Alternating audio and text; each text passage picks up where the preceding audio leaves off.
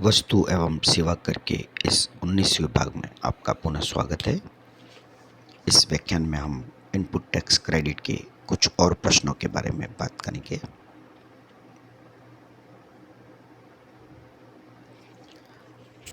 Question number 21।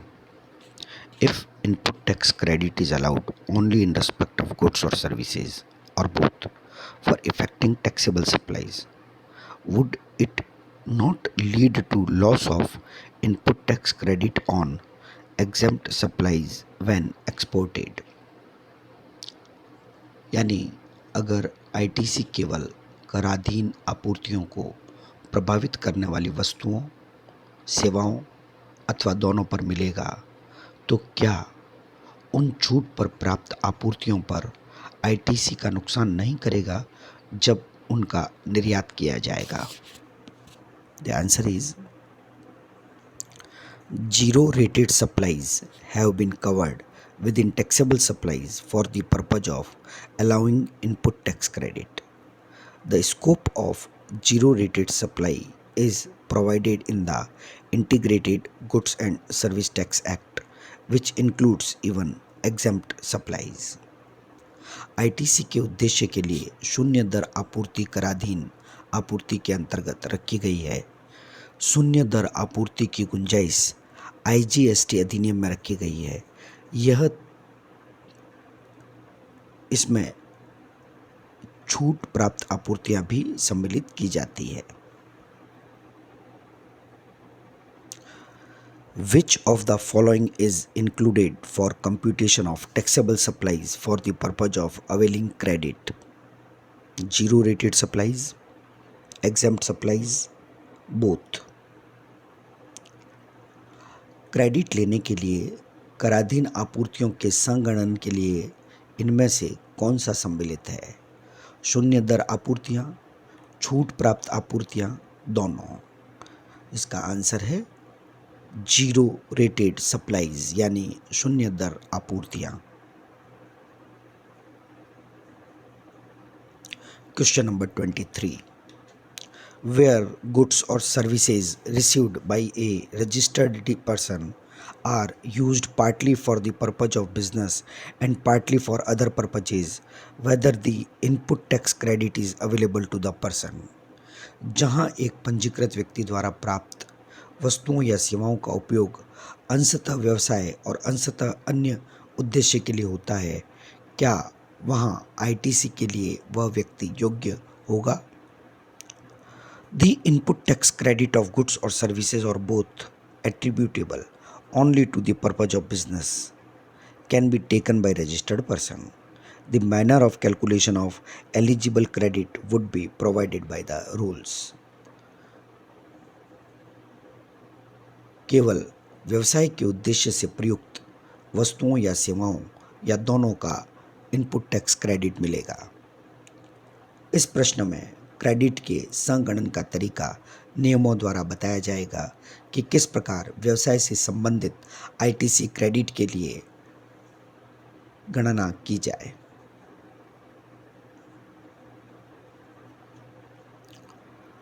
A person paying tax under compounding scheme crosses the compounding threshold and becomes a regular taxable person. Can he avail ITC, and if so, from what date? Compounding scheme के तहत कर देने वाला व्यक्ति compounding सीमा को पार कर जाता है। क्या वह आईटीसी ले सकता है?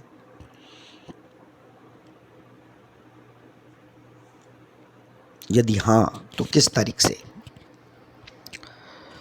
He can avail ITC in respect of inputs held in stock and inputs contained in semi-finished or finished goods held in stock and on capital goods reduced by prescribed percentage points on the day immediately preceding the date from which he ceases to be eligible for composition scheme.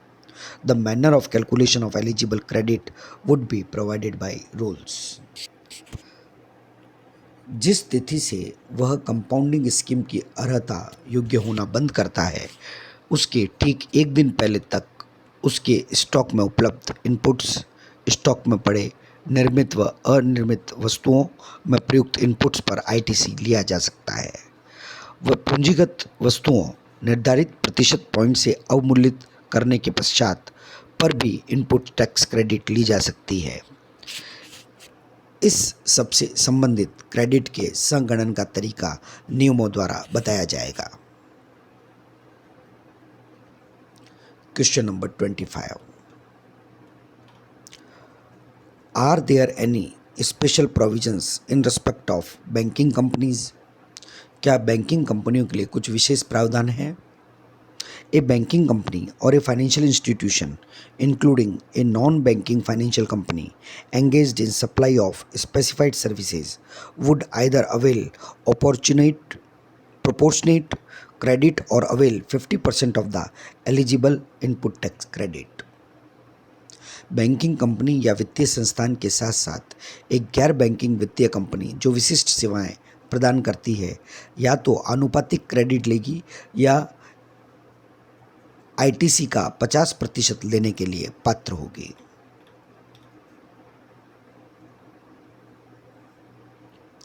Question number 26।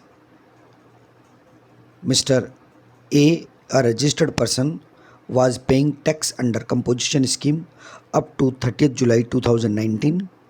However, with effect from 31st July 2019, Mr. A became liable to pay tax under regular scheme.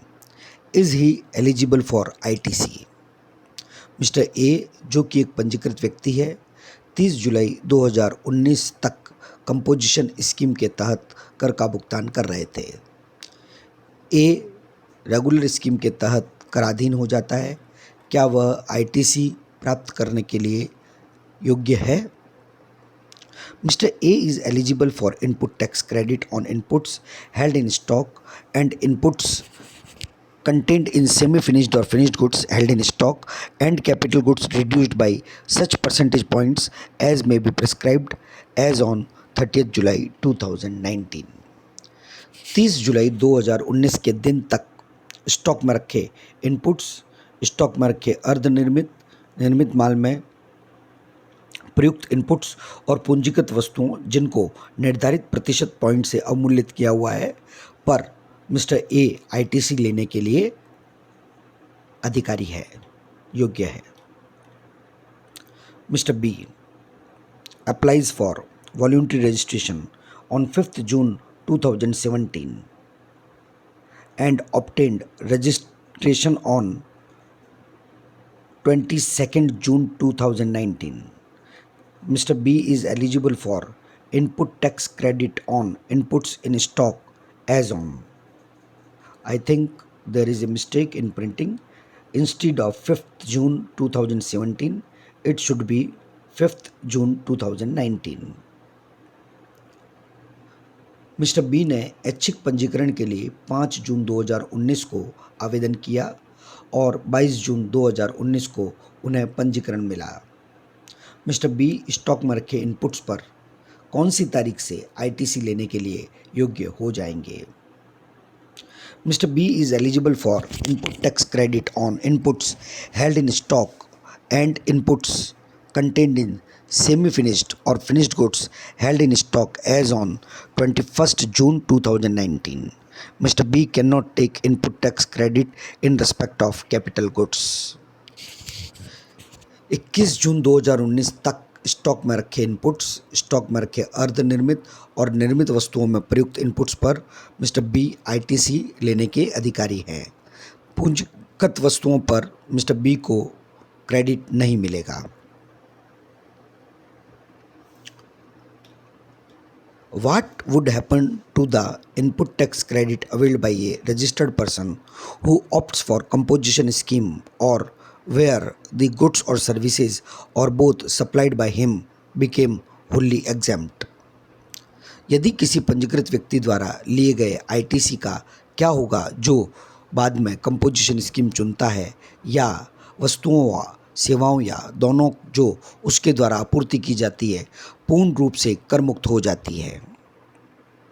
The registered person has to pay an amount equal to the input tax credit in respect of stocks held on the day immediately preceding the date of exercise of option or date of exemption. In respect of capital goods, the payable amount would be calculated by reducing by a prescribed percentage point.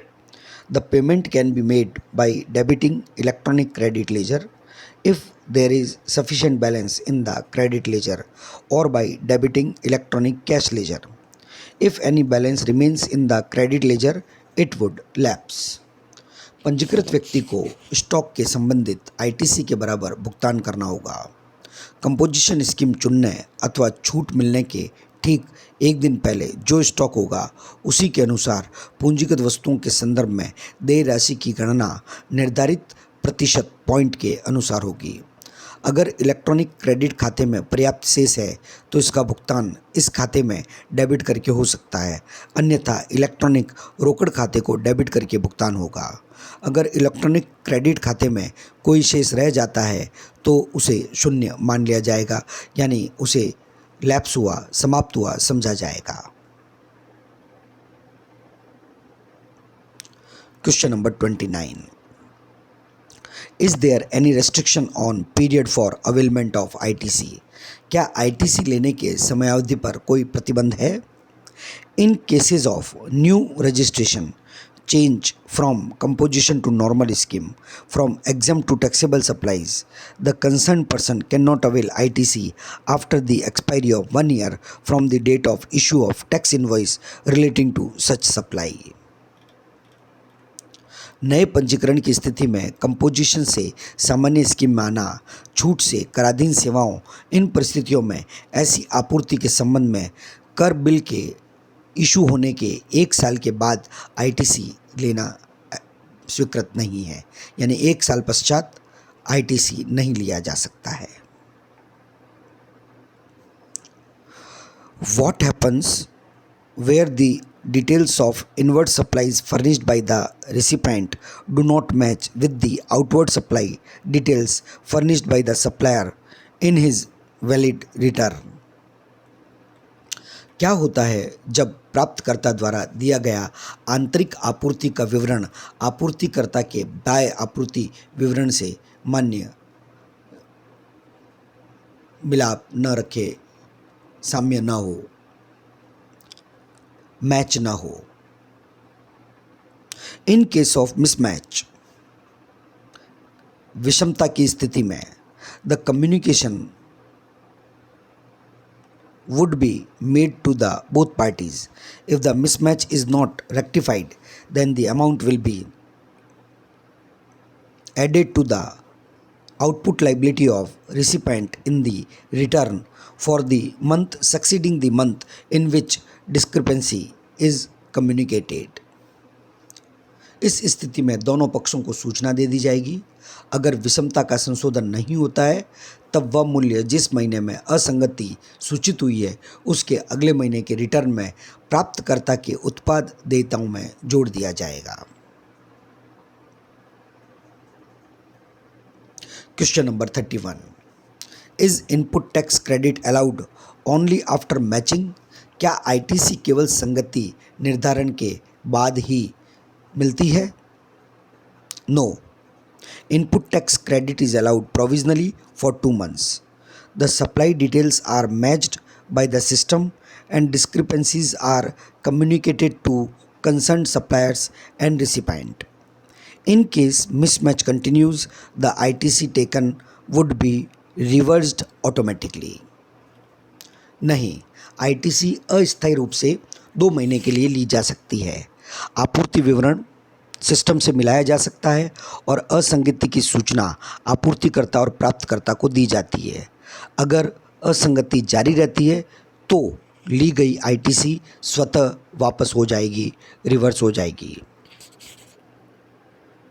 Question number 32, can provisionally allowed ITC be used for payment of all liabilities? क्या अस्थायी रूप से प्राप्त ITC का उपयोग सभी देयताओं के भुगतान के लिए किया जा सकता है? No, Provisionally allowed ITC can be used only for the payment of self-assessed output tax in the return. नहीं, इसका उपयोग केवल रिटर्न में स्व आकलित आउटपुट कर के भुगतान के लिए ही होगा, अन्य किसी भुगतान के लिए नहीं। Question number 33. What will be the tax impact when capital goods on which ITC has been taken are supplied by taxable person? क्या प्रभाव होगा जब पूंजीगत वस्तुएं जिन पर आईटीसी लिया गया है कराधीन व्यक्ति द्वारा आपूर्तित हों? In case of supply of capital goods or plant and machinery on which input tax credit has been taken, the registered person shall pay on amount equal to the input tax credit taken on the said capital goods or plant and machinery, reduced by the percentage points as may be specified in this behalf, or the tax on the transaction value of such capital goods, whichever is higher. पूंजीगत वस्तुओं, plant या machinery की आपूर्ति की स्थिति में जिस पर आईटीसी लिया गया हो, पंजीकृत व्यक्ति इन पर लिए गए आईटीसी में से प्रतिशतता पॉइंट के बराबर अवमूल्यन कर, जैसा कि इस संबंध में निर्धारित किया जाए, या ऐसी पूंजीगत वस्तुओं के विनिमय मूल्य पर कर के बराबर अवमूल्यन जो भी ज़्यादा हो उतने मूल्य का भुगतान करेगा। Question number 34. What is the tax implication of supply of capital goods by a registered person who had taken ITC on such capital goods? किसी पंजीकृत व्यक्ति द्वारा ऐसी पूंजीगत वस्तुओं की आपूर्ति पर कर निहितार्थ क्या होगा जिस पर आईटीसी लिया गया हो?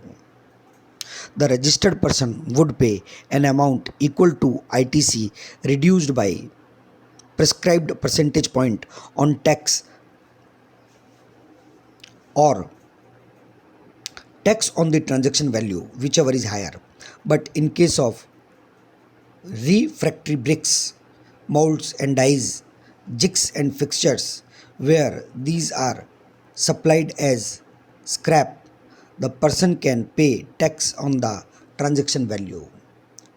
पंजीकृत व्यक्ति आईटीसी में से प्रतिशतता पॉइंट या विनिमय मूल्य पर कर जो भी ज़्यादा हो अवमूल्यन कर के भुगतान कर देगा, लेकिन रिफ्रैक्टरी ब्रिक्स के संदर्भ में माउल्ड्स और डाइस, जिग्स और फिक्सचर्स जब स्क्रैप की तरह आपूर्तित हों, ऐसी स्थिति में व्यक्ति विनिमय मूल्य पर कर का भुगतान कर सकता है।